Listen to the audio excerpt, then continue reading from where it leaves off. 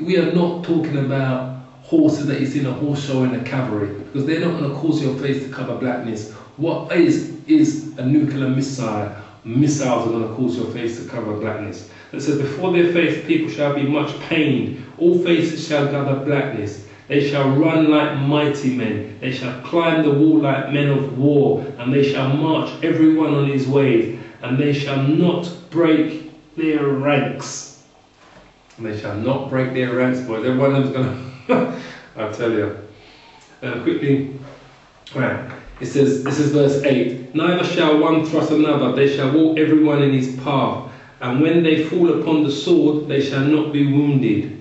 Verse 9. They shall run to and fro in the city. They shall run upon the wall. They shall climb up upon the houses. They shall enter in the windows like a thief. The earth shall quake before them. The heavens shall tremble. The sun and the moon shall be dark, and the stars shall withdraw from shining. Now, think of this logically.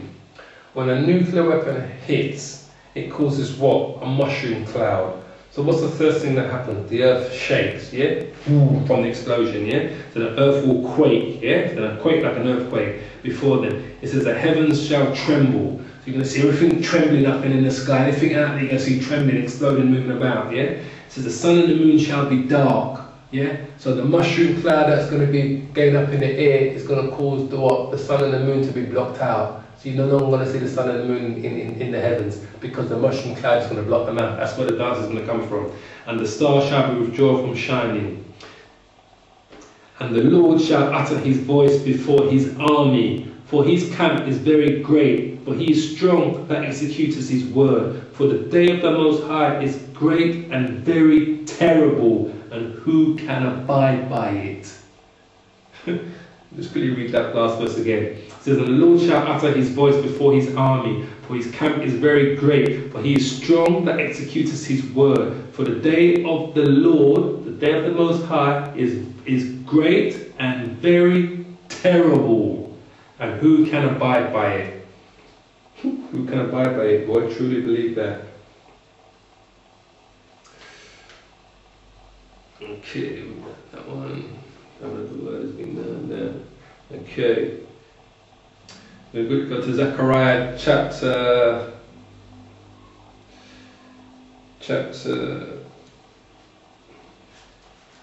If we go to Matthew 24. Matthew 24, verse 27. But Matthew 24, verse 27. For as the lightning cometh out of the east, and shineth even unto the west, so shall also the coming of the Son of Man be. For whoever the carcass is, there will the eagles be gathered together.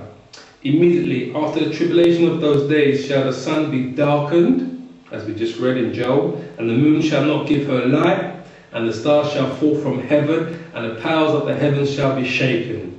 And then shall appear the sign of the Son of Man in heaven. And then shall all the tribes of the earth mourn, and they shall see the Son of Man coming in the clouds of heaven. So what did we say? How's he going to come? He's going to come in his chariots in the clouds of heaven, just like how you saw those UFOs appeared in the movie Independence 4. So he's going to come with power and great glory. And he shall send his angels with a great sound of a trumpet, and they shall gather together his elect from the four winds and from one end of heaven to the other. And what have I been saying all through the scriptures? That the Lord is coming to gather his elect. The 144,000 are his elect, and the 1/3 of Israel. Yeah? Now learn a parable of the fig tree. When his branch is yet tender and putteth forth leaves, ye know that summer is nigh. So likewise ye, when ye shall see all these things, know that it is near, even to the doors. Verily I say unto you, this generation shall not pass till all these things are be fulfilled. Heaven and earth shall pass away, but my words shall not pass away. But of that day and hour knoweth no man, no, not the angels of heaven, but my Father only. Which I said, only Yahweh, the Most High, knows when that day is. Not even Yahweh Shai, we even call Jesus Christ, even knows when it is, nor does the angels. Only Yahweh, the Most High, knows when that day is. So this is just told just in this one scripture alone, he's coming for his elect, to gather his elect from the four corners of the earth. He's coming for the 144,000 and the 1/3. He's not coming for no one else. Salvation is not for no one else but those people of those 12 tribes. And just to prove that to you again, I'll quickly go to Zechariah. Zechariah chapter 13, verse 8 and 9.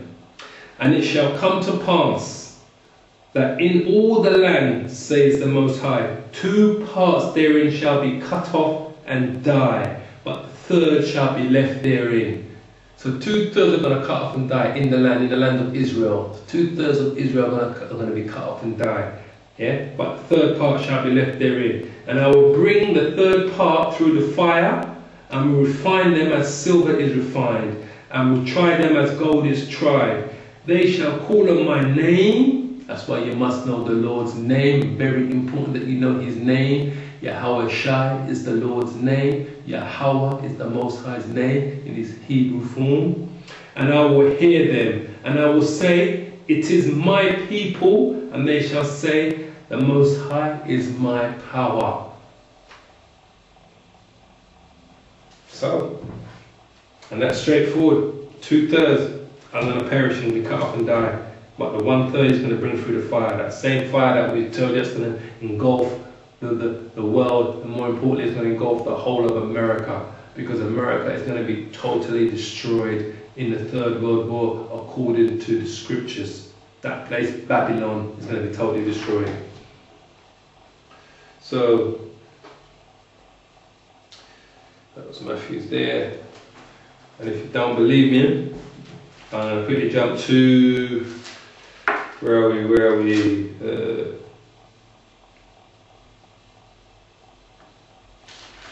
This is Revelation chapter 18. It says, and after these things I saw another angel come down from heaven, having great power, and the earth was lightened with his glory.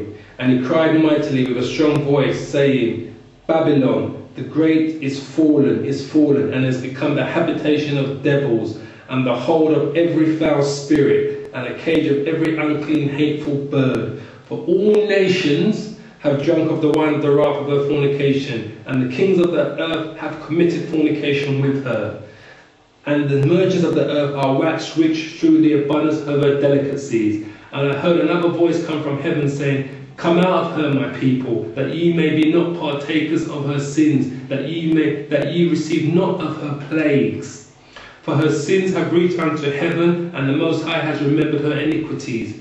Reward her even as she has rewarded you, and double unto her according to her works. In the cup which she has filled, fill to her double. How much has she glorified herself and lived deliciously? So much torment and sorrow give her. For she says in her heart, I sit a queen, and am no widow, and shall see no sorrow. Therefore shall her plagues come in one day, death and mourning and famine, and she shall be utterly burned with fire.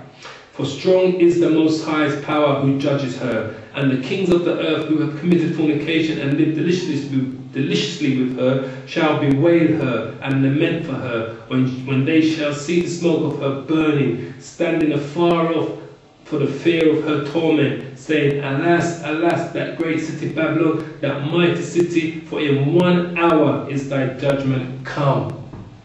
And that Babylon that this is referring to is the United States of America. Because the Babylon that we know of, that existed back in the days of Nimrod and Nebuchadnezzar, is still there today. That is modern day Iraq. This is a prophecy that John the Revelator, who lived 500 years after the Babylonian Empire itself, Nebuchadnezzar, had the empire that ruled the world at the time. This is when John the Revelator got these prophecies during the 1st AD. Yeah? So for him to prophesy this thing about this great city, as we know all through the scriptures, it talks about this place called Babylon, Egypt and Sodom, which we know is spiritually known as America.